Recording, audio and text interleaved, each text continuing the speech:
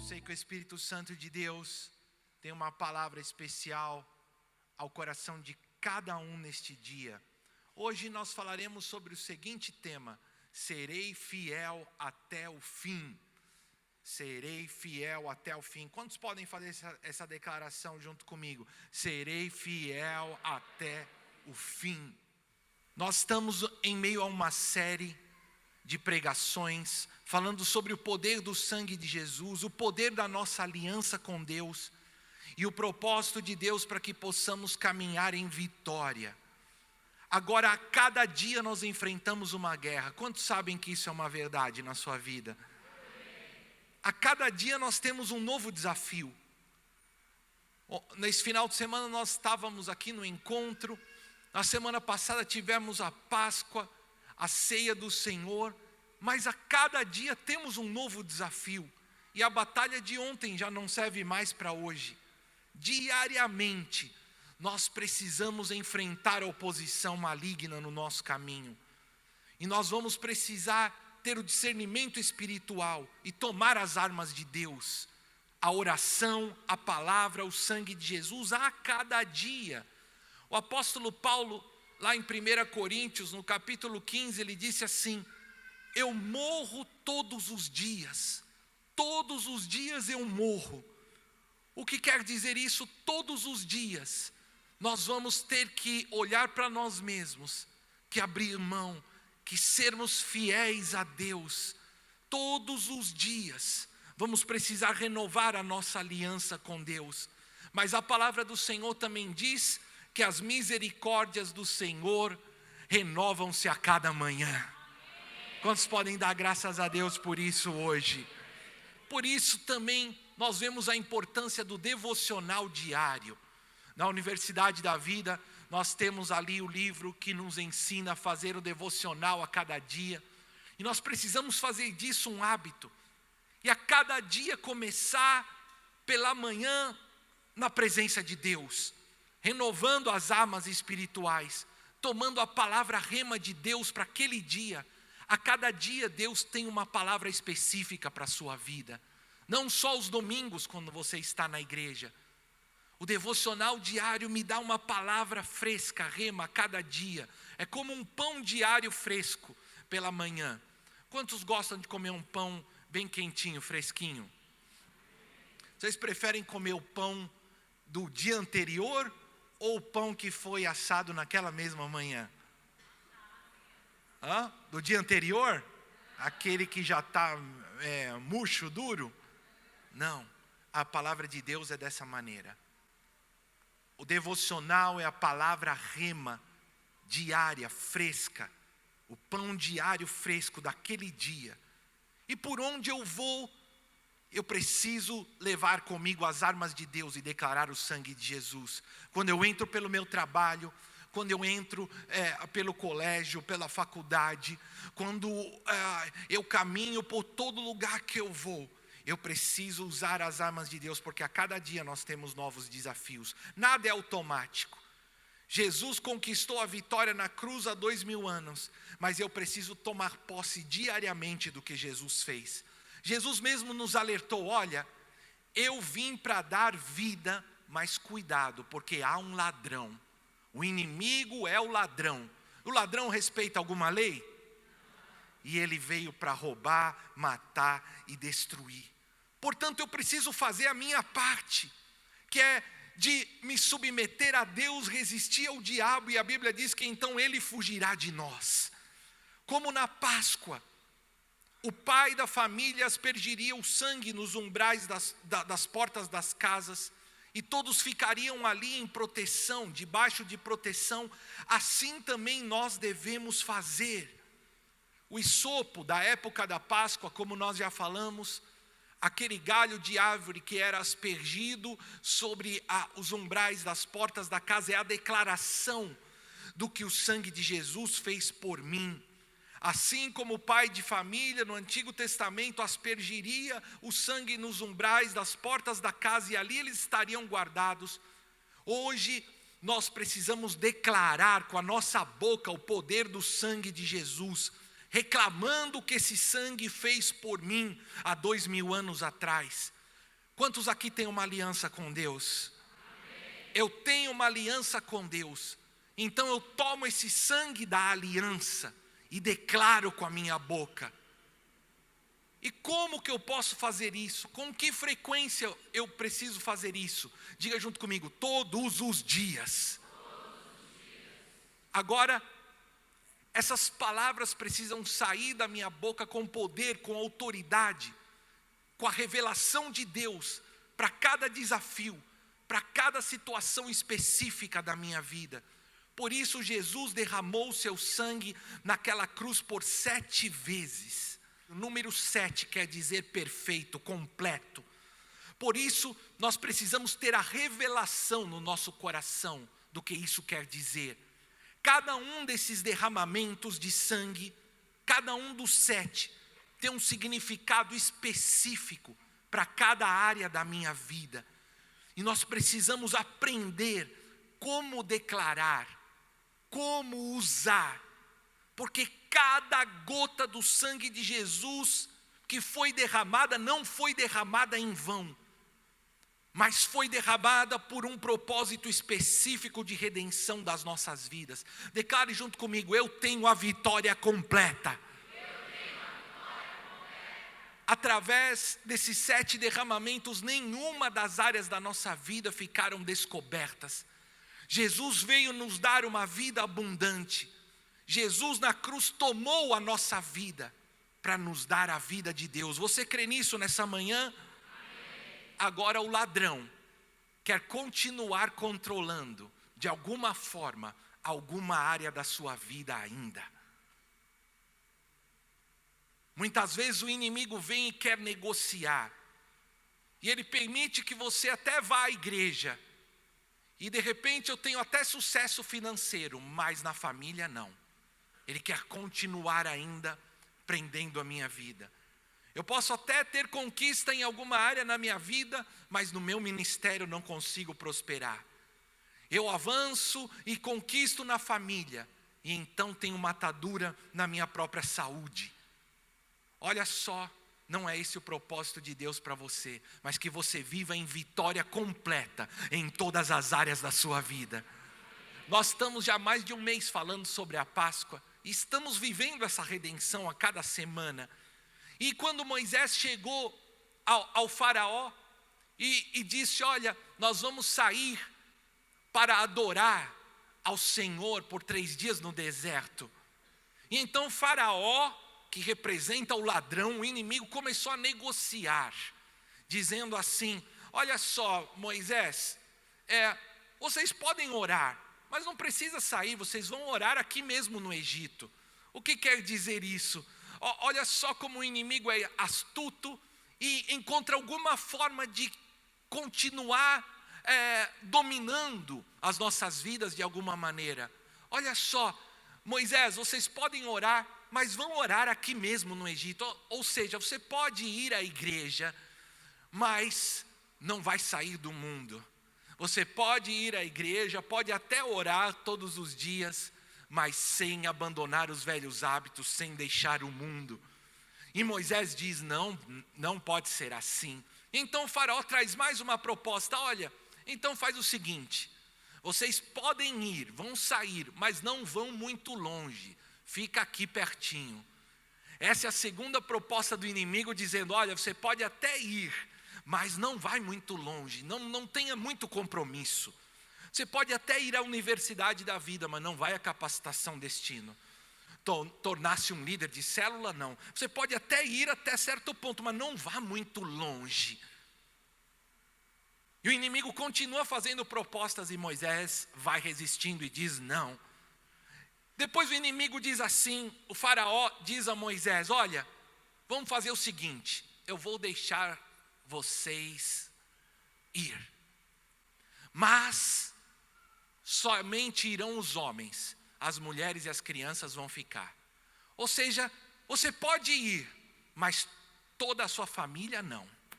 Você pode até ser salvo, ir à igreja, mas não irá com toda a sua família. Muitas vezes o inimigo quer continuar prendendo a esposa ou os filhos. E a última proposta Faraó diz: olha, podem ir toda a família, mas vocês vão deixar as suas ovelhas, as suas vacas, os seus bens. Você pode ir, mas os seus bens vocês não vão levar. E sabe que Moisés responde ao faraó em todas essas propostas? Não! Todos nós iremos e levaremos tudo aquilo que é nosso, porque assim o Senhor determinou. Eu quero que você saiba, querido, que a Páscoa já chegou na sua vida. Você é totalmente livre. Não negocie com o diabo em nenhuma área da sua vida. Que nessa manhã você possa declarar em fé: eu servirei a Deus e eu serei livre do poder desse mundo. Eu tenho uma aliança com Deus. E tem mais: eu e a minha casa serviremos juntos ao Senhor. Eu viverei em liberdade com todos os meus bens, as bênçãos materiais, todas as bênçãos que o Senhor tem para mim. Aleluia! 7 vezes Jesus derramou o seu sangue para que eu tivesse vitória completa contra o inimigo. E hoje eu quero que você olhe comigo para o primeiro desses derramamentos, porque ele é fundamental para termos vitória. Através desse primeiro derramamento, a vitória contra o inimigo começou a ser selada. E eu quero que você preste bem atenção junto comigo. Ali no Getsemane, o suor de Jesus se transformou em sangue. O jardim do Getsemane é um ponto muito importante da história de Jesus. Nesse jardim foi onde pela primeira vez Jesus derramou o seu sangue. E nós vamos entender qual o significado desse derramamento hoje sobre as nossas vidas. Lucas 22:44 diz assim: e em grande agonia orava ainda mais intensamente, e aconteceu que seu suor se transformou em gotas de sangue caindo sobre a terra. O Getsemane, o jardim do Getsemane, que quer dizer o lugar da prensa, e que foi para Jesus um lugar de decisão, um lugar de batalha, foi onde Jesus pela primeira vez derramou o seu sangue. Horas antes, Jesus estava na ceia com seus 12 discípulos, e Jesus havia firmado uma aliança com os homens, como vimos na última semana. Na refeição da aliança, Jesus deu o seu sangue, mas tomou o sangue do homem que estava contaminado pelo pecado. E então os discípulos saem e vão para esse jardim passar a noite, para o jardim do Getsemane. E ali Jesus começa a sofrer a dor do pecado e uma aflição muito grande. E quando nós falamos de um jardim, nós lembramos de outro jardim que veio antes desse, o jardim do Éden, onde o homem foi colocado no princípio, onde ele foi cercado por tudo, mas no jardim do Éden, o homem decidiu pecar e desobedecer a Deus. E cerca de 4.000 anos depois do jardim do Éden, aparece agora um novo jardim, o jardim do Getsemane. E ali estava Jesus. E Jesus, de igual forma, nesse jardim, precisou enfrentar a serpente, e as suas mentiras e as suas astúcias. Mas olha só, Jesus permaneceu fiel a Deus. Jesus não pecou contra o Pai. Jesus no jardim do Getsemane foi fiel a Deus até o fim. Tudo que Adão perdeu no jardim do Éden, Jesus recuperou no jardim do Getsemane. Foi no Getsemane onde Jesus se entregou por completo, à missão de redenção da humanidade. Jesus se retira para esse jardim para passar a noite com os seus discípulos. E então, num determinado momento, ele chama os 3 discípulos mais próximos de Jesus. Quem aqui sabe quais eram os 3 discípulos mais próximos de Jesus? Pedro, Tiago e João. E Jesus chama esses discípulos e diz: por favor, venham orar comigo, porque a minha alma está triste até a morte. Jesus recebeu o peso do pecado da humanidade sobre ele. Ele sabia o que estava por acontecer. Ele chama os seus discípulos a orar. Veja comigo esse versículo de Mateus 26, 38. Então compartilhou com eles dizendo: a minha alma está sofrendo dor extrema, uma tristeza mortal. Permanecei aqui e vigiai junto a mim. Jesus chama os seus discípulos mais próximos. E olha aqui as palavras que nós encontramos. Jesus estava sofrendo uma dor extrema e uma tristeza mortal. E ele pede aos seus discípulos para permanecerem ao seu lado. No Getsemane, as trevas cercaram Jesus. Um momento de angústia, de dor, onde Jesus carregou e sentiu o peso do pecado de toda a humanidade sobre ele. Eu não sei se vocês já assistiram o filme A Paixão de Cristo, porque esse filme ele retrata de uma maneira muito interessante o que aconteceu no Getsemane. E o filme começa no Getsemane. Jesus, nesse momento de dor, de trevas, sendo tentado pelo diabo, sendo tentado pela antiga serpente. É isso que retrata a primeira cena desse filme. E Jesus aqui viveu uma batalha espiritual tremenda. A serpente se acerca de Jesus. E olha só, os discípulos não conseguiam entender nada. Eles não podiam discernir o que estava acontecendo. Seus olhos ficaram pesados. E eles estavam dormindo. Jesus chama Pedro, Tiago, João pela segunda vez. Pedro, Tiago, João, será que por nenhum momento vocês podem vigiar comigo? Acordem, olha o que está acontecendo. E quando Jesus se volta para orar, ele olha para os seus discípulos e novamente eles voltam a dormir. No momento mais difícil da vida de Jesus, nesse jardim, nenhum dos seus discípulos pôde estar ao seu lado. Por 3 vezes Jesus se retira para orar, em momento de grande angústia. E quando ele se volta, os seus discípulos estão dormindo. Os discípulos de Jesus foram oprimidos pelo diabo e não conseguiram reagir. E certamente nesse momento, neste jardim, num momento de angústia e solidão, Jesus precisou sozinho e como homem encarar a antiga serpente e todas as suas artimanhas malignas. Com certeza, nesse lugar de decisão, nesse lugar de prensa, a serpente se levantou contra Jesus com muitas vozes, dizendo para ele: Jesus, não vale a pena. Jesus, o que você está fazendo? Será que é preciso sofrer tanto? A serpente é a face do inimigo que traz a semente da dúvida, do engano. E certamente Jesus teve que lidar com esses pensamentos. O preço é muito alto, você não vai conseguir. E então Jesus olha para os seus discípulos e certamente o diabo falou aqui ao coração de Jesus: é por esses daí que você vai morrer?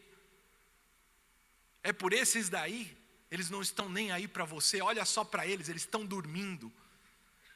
Eles nem sequer conseguiram ficar por 1 minuto ao seu lado. É por esses 12 aí que você vai morrer? E Jesus sabia que em alguns momentos chegaria Judas, um dos seus principais amigos, um dos seus 12, que o trairia com um beijo e o entregaria para ser morto. Pedro, um dos seus discípulos mais próximos, o negaria 3 vezes, blasfemaria contra ele, e os demais fugiriam. Jesus no Getsemane sente o peso do pecado, da dor extrema e da tristeza profunda. E então nesse momento, o seu suor se transforma em sangue. Jesus teve que enfrentar esse momento como homem. E aqui a medicina chama esse fenômeno do suor se transformar em sangue como uma crise aguda de hematidrose, a mistura de sangue e suor. E isso acontece muito raramente, num caso de extrema dor ou angústia. O organismo de uma pessoa tem como uma pane, e junto ao suor começa a se esvair sangue. E foi isso que aconteceu com Jesus, nesse momento de angústia e de dor. Agora ouça só a palavra de Deus ao teu coração nessa manhã. Eu creio que você já está entendendo a voz do Espírito Santo. Mesmo diante de tudo isso, Jesus foi fiel à vontade do Pai. Lucas 22, o verso 41, 42 diz assim: ele se afastou deles a uma pequena distância, ajoelhou-se e começou a orar: Pai, se queres, afasta de mim esse cálice. Contudo, não seja feita a minha vontade, mas a tua. Jesus sabia o cálice que ele tinha que beber, e era um cálice amargo, era um cálice insuportável. E Jesus então nesse momento, ele pede ao Pai: se possível, afasta de mim esse cálice. Se houver alguma outra maneira, Pai, afasta de mim esse cálice. Mas não havia outra maneira. E Jesus então diz: que não seja feita a minha vontade, mas a tua. Jesus se submete à vontade do Pai. E nessa hora, Jesus se levanta. E essa cena é muito interessante ali no filme. Quando Jesus se levanta e toma a decisão e submete a sua vontade à vontade do Pai, ele pisa na cabeça da serpente. Foi no Getsemane que Jesus venceu o diabo. Quando ele toma a decisão de ser fiel a Deus, quando ele toma a decisão de se sujeitar à cruz, no Getsemane foi onde Jesus venceu o diabo, onde ele esmagou a cabeça da serpente, como estava prometido desde o Gênesis. Jesus era o descendente da mulher que viria e esmagaria a cabeça da serpente. A serpente lhe feriria o calcanhar. E saiba, querido, todo o sofrimento que Jesus passou na cruz do Calvário foi só um ferimento no seu calcanhar, diante da vitória que ele conquistou na cruz do Calvário, uma vitória eterna e definitiva. Apenas o seu calcanhar foi ferido, porque depois da morte Jesus ressuscitou dentre os mortos, mas a cabeça da serpente foi esmagada para sempre. Se vai aplaudir, dê o seu melhor aplauso a Jesus.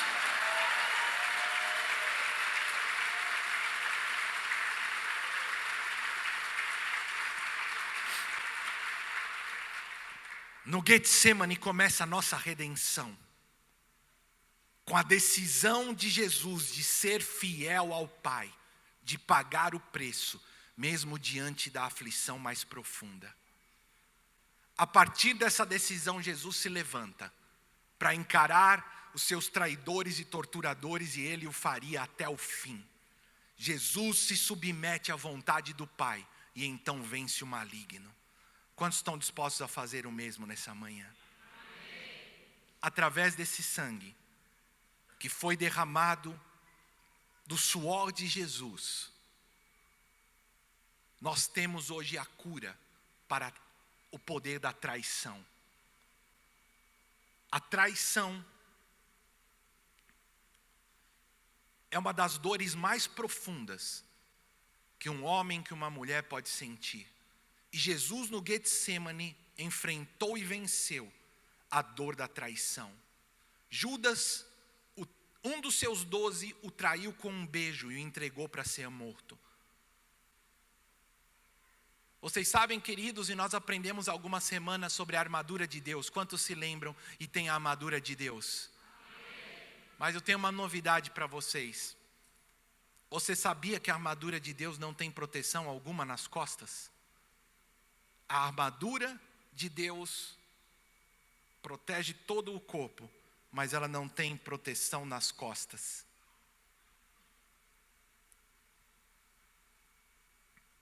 E quem pode te acertar nas costas?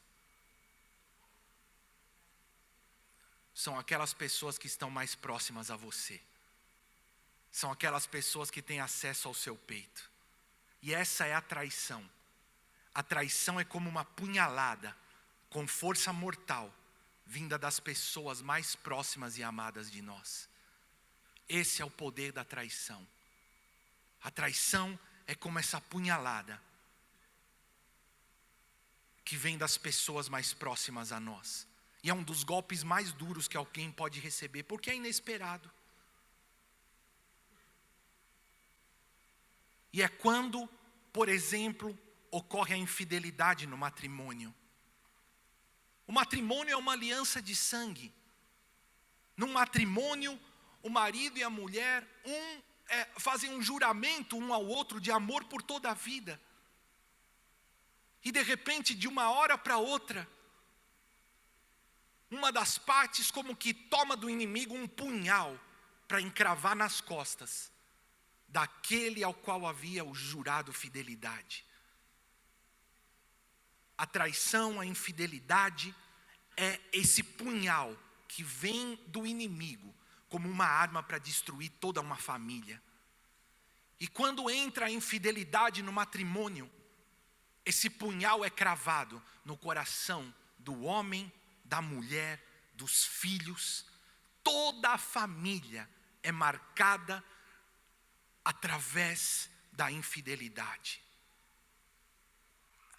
Naquele momento, Jesus recebe Judas com um beijo e o chamou de amigo. Jesus não recriminou Judas. Jesus o perdoou. E aquilo foi ainda mais terrível para Judas. Jesus o recebe como um amigo. Jesus não o condena, não o culpa. Mesmo diante da traição, saiba, querido, que o perdão, ele é uma decisão de vida. O perdão é uma decisão que, assim como Jesus precisou exercer daquela cruz, talvez você está sendo chamado por Deus para exercer o perdão. O perdão é uma decisão. Diga junto comigo, o perdão é uma decisão. E o perdão pode restaurar um matrimônio. Mas eu quero que você saiba de uma coisa: a fidelidade também é uma decisão. Diga junto comigo, a fidelidade também é uma decisão. Decida ser fiel. Cuidado com a infidelidade. Cuidado com um olhar impuro. Hoje todo mundo tem no seu bolso um celular, um aparelho que pode se conectar à internet, a qualquer lugar, a qualquer coisa. Tome cuidado, homens, também as mulheres, para onde você tem olhado com um olhar impuro, com as conversas maliciosas. Aparte-se do mal, aparte-se do espírito da infidelidade.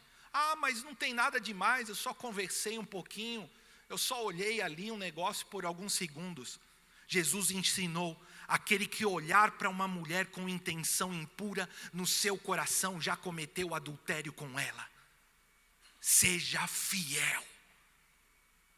Repreenda esse espírito de infidelidade da sua vida, pois ele é um punhal que Satanás quer usar para destruir você e as pessoas que você mais ama. O Apocalipse 22:11 diz assim: continue o injusto a praticar a injustiça, continue o imundo na imundícia, continue o justo a praticar a justiça, e continue o santo a santificar-se. Nós estamos chegando no tempo do fim. E o que diz esse texto? Que o sujo se sujará ainda mais, e o limpo se limpará ainda mais. Você precisa tomar sua decisão de que lado você está, a quem você serve. E Deus está te chamando a trilhar o caminho da justiça, da santificação para Deus. Agora, a traição e a infidelidade não é só no matrimônio, não. É em todas as esferas. A traição e infidelidade entre irmãos, a traição e infidelidade na família, entre amigos, no trabalho, na política e também no ministério. Quantos líderes de célula, pastores nós temos aqui, podem fazer assim nessa manhã? Uau! Todos aqueles que estão envolvidos no ministério e fazem discípulos, quer sejam líderes ou pastores, vão enfrentar situações assim, como também enfrentou o nosso mestre. E muitas vezes é muito duro para um líder, alguém que está envolvido no ministério, que ele toma aquela pessoa como se fosse um filho, e coloca às vezes dentro da sua própria casa, com a sua família, e muitas dessas pessoas de repente de um dia para o outro viram as costas, se vão. E alguns ainda fazem isso falando mal, levantando mentiras, calúnias contra o seu líder, contra aquele que o amou, contra aquele que o discipulou. Agora, querido, saiba de algo nessa manhã. Um líder não deve se deixar prender por situações assim. Um líder não deve tomar para o pessoal, porque senão as perdas e traições vão acabar por te roubar a força de conquista.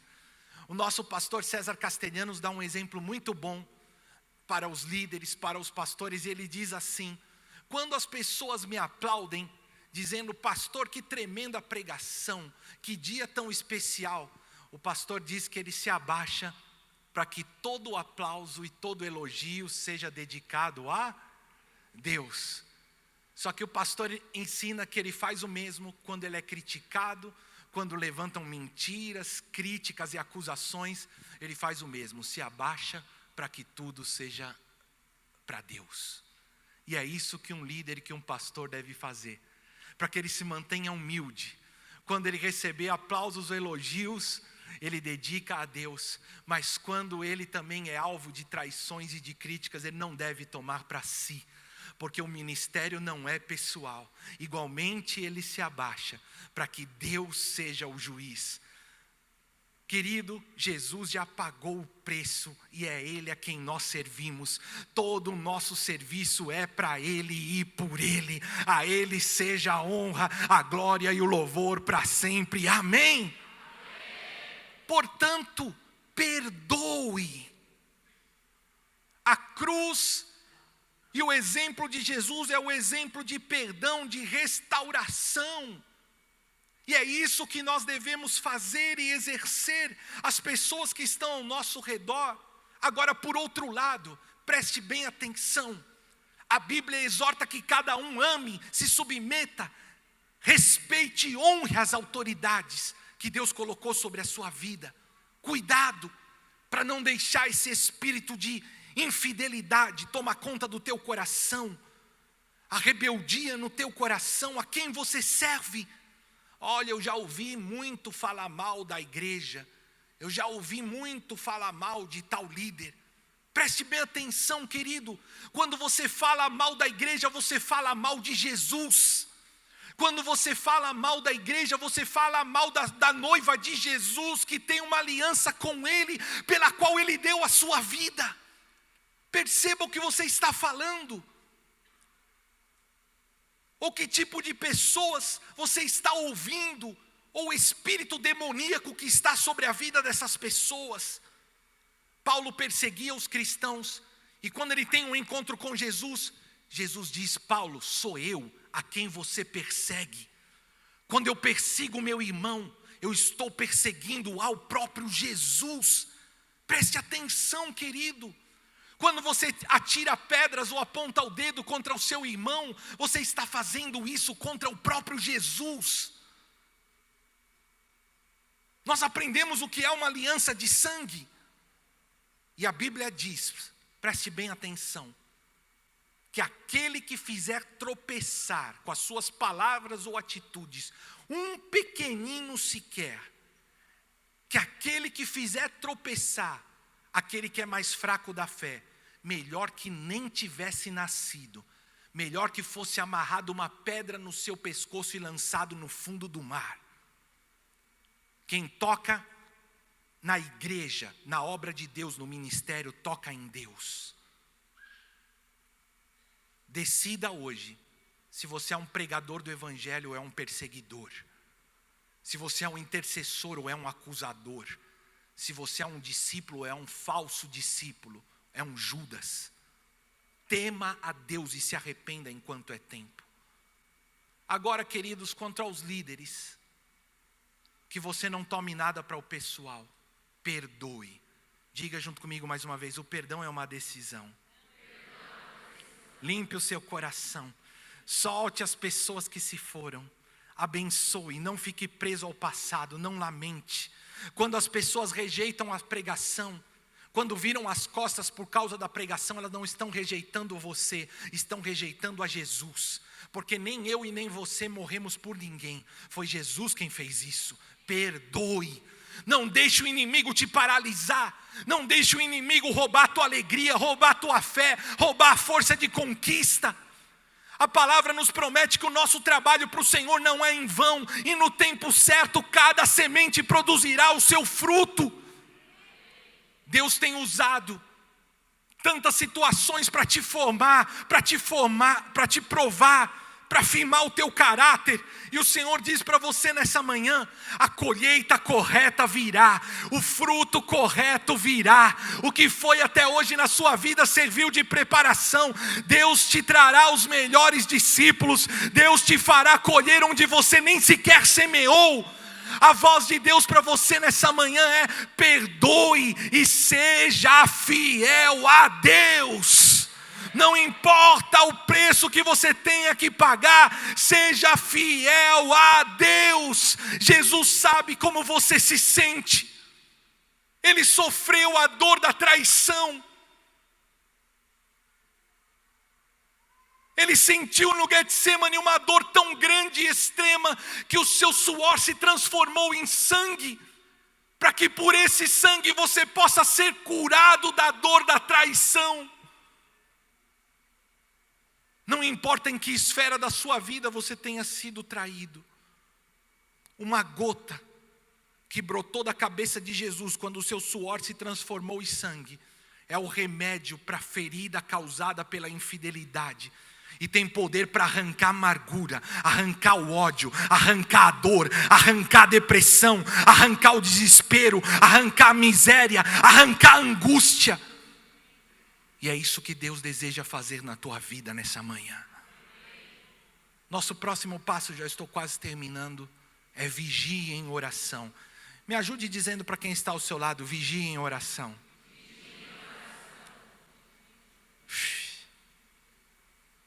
Você pode entender o tempo que nós estamos vivendo? Deus está colocando a igreja num vale da decisão. E a nossa resposta para Deus deve ser sim, sim ou não, não. De que lado você está? A quem é que você serve? Ou eu sirvo a Deus, ou eu sirvo ao diabo. Não durma. Não se deixe oprimir pelo inimigo. Cuidado para os seus olhos não ficarem pesados. Cuidado para você não ser como os discípulos naquele dia, que não estavam entendendo nada, estavam oprimidos pelo diabo, dormindo, os olhos pesados, e não conseguiam entender o momento que estavam vivendo. Deus está te chamando a se consagrar para Ele, a reagir no mundo espiritual, a fechar as brechas na sua vida, a tomar as armas que Deus te deu. Busque ajuda se necessário ainda essa semana, do seu líder, do seu pastor. Tenha uma mudança de atitude, vigie em oração. É chegado o tempo em que o sujo se sujará mais, e aquele que é santo se santificará cada vez mais para Deus. Que você desperte do sono espiritual, desperte do sono do pecado, e possa tomar a sua melhor decisão diante de Deus nessa manhã. Jesus foi fiel até o fim. Diga junto comigo, Jesus foi fiel até o fim. Glória a Deus! Certamente Jesus não queria beber aquele cálice amargo. Ninguém gostaria de beber o cálice que Jesus beberia.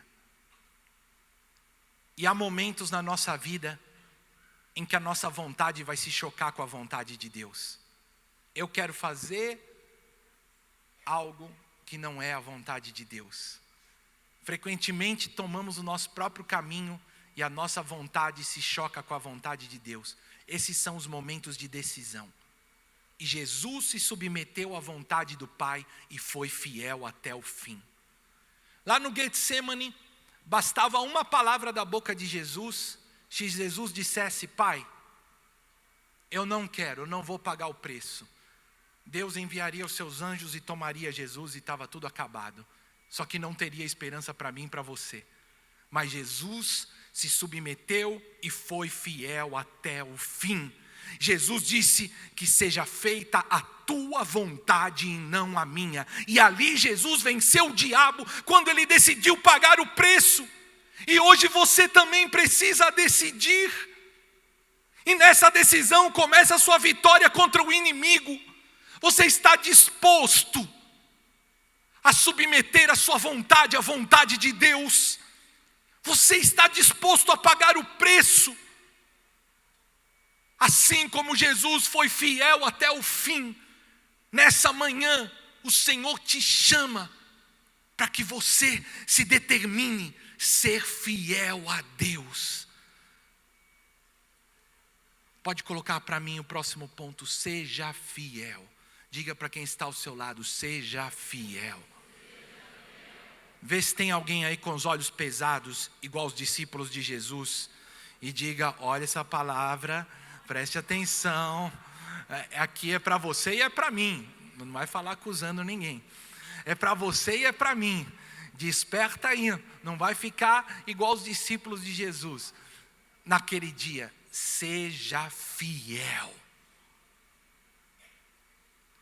Esse é o chamado de Deus para você nessa manhã. É uma aliança. Assim como Jesus foi fiel ao Pai, esse é o chamado de Deus para mim e para você. Seja fiel a Deus. Seja fiel ao matrimônio. Seja fiel à igreja, ao discipulado. Seja fiel até o fim, como Jesus também foi fiel. E aqui Jesus faz a declaração que selaria a vitória contra o inimigo. Seja feita a tua vontade e não a minha. Quantos podem dizer isso para Deus nessa manhã? Seja feita a tua vontade e não a minha. Quantos podem dizer de todo o coração? Seja feita a tua vontade e não a minha. Essa declaração esmagou a cabeça da serpente. Essa declaração abriu a porta para a nossa redenção. Com essa sentença, Jesus selou a nossa vitória. Quando Jesus ensinou os discípulos a orar o Pai Nosso, Ele disse algo parecido. Que vocês orem assim: Pai nosso que está no céu, santificado seja o teu... quê?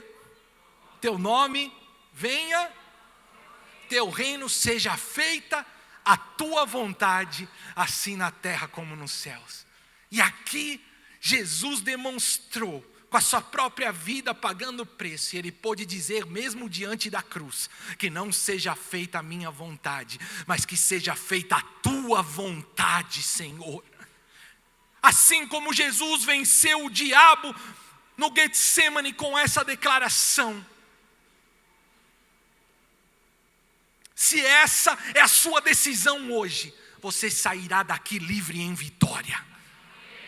Se hoje você é capaz de olhar para essas palavras, se hoje você é capaz de tomar essa declaração para a sua vida e proclamá-la de todo o coração: Senhor, eu vou pagar o preço.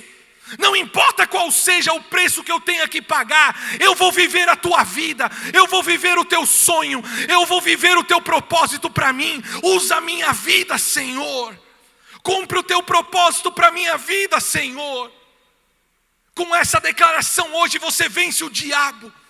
Com essa declaração hoje você rompe com o engano, com a mentira do diabo, da serpente na tua vida. Deus te deu o livre-arbítrio. O que tem te impedido de servir a Deus, de ser fiel a Deus? Ai, sabe o que é, pastor? Eu não consigo. Que mentira é essa? Quem te contou essa mentira? Deus te deu o poder de decisão. Você pode hoje tomar uma decisão que muda tudo. Você pode hoje tomar uma decisão que muda a tua história.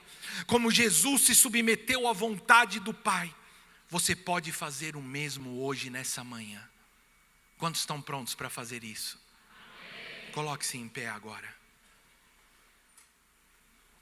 Eu quero pedir que você preste muita atenção agora. Que ninguém saia, ninguém se distraia, porque agora é o momento mais importante dessa manhã.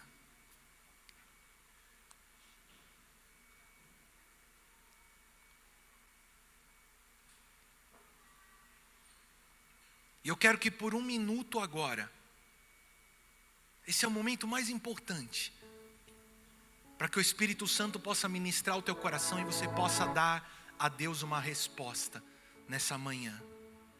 Você pode fechar os seus olhos, para que nada te distraia agora.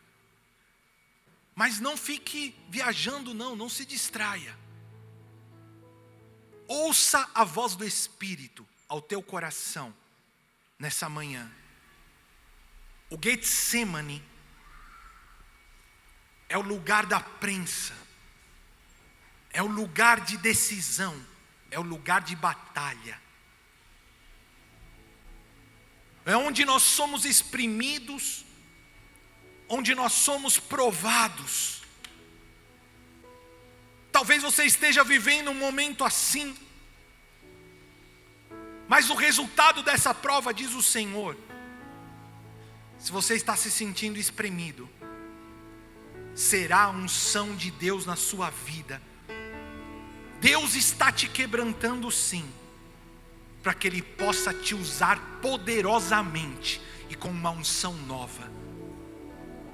Se você tem se sentido triste, oprimido, ou muitas vezes não consegue ver uma saída, Jesus diz a você nessa manhã: venha a mim, todos os que estão cansados e sobrecarregados, e eu lhes darei descanso. Tomem sobre vocês o meu jugo e aprendam de mim, pois eu sou manso e humilde de coração, e você encontrará descanso para a sua alma, pois o meu jugo é suave e o meu fardo é leve. O Espírito Santo diz a você nessa manhã: determine-se a ser fiel. Seja feita a tua vontade, é uma linguagem de aliança.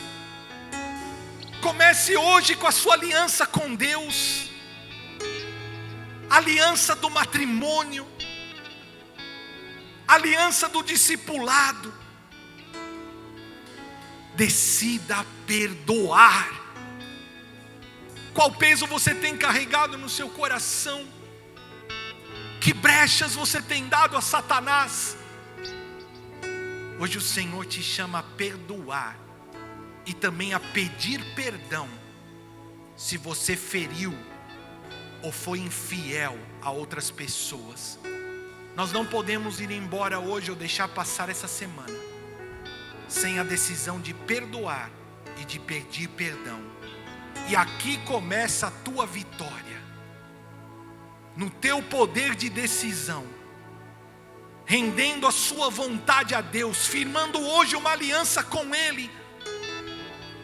E o Senhor te chama hoje: lance fora, resista às vozes que tem falado ao teu ouvido, a voz da serpente, a voz do diabo. Não vale a pena, o seu trabalho é em vão, que você tem fracassado. Talvez muitos aqui tenham vivido uma batalha na sua mente terrível. Tantas mentiras o inimigo tem levantado contra você, que não há ninguém ao seu lado, que você está sozinho, que você é desprezado. Tantas acusações que te roubam a paz, vozes que querem te fazer desistir, olhar para trás, duvidar. O inimigo quer te prender com a tristeza, com a depressão, com a angústia, com a mágoa, com o ressentimento. Mas agora, o Senhor te diz: tire os seus olhos de você mesmo e olhe agora para Jesus. Tire os seus olhos da sua própria dor. Tire os seus olhos do seu próprio egoísmo e olhe agora pela fé para Jesus e perceba o que Ele suportou por você. O seu suor se transformou em sangue. O preço já foi pago. Jesus suportou a dor profunda da traição. Jesus enfrentou a solidão, a angústia, a tristeza profunda. E o seu suor se transformou em sangue, para que por esse sangue precioso você receba alívio, restauração, cura e novidade de vida hoje. Você crê nisso?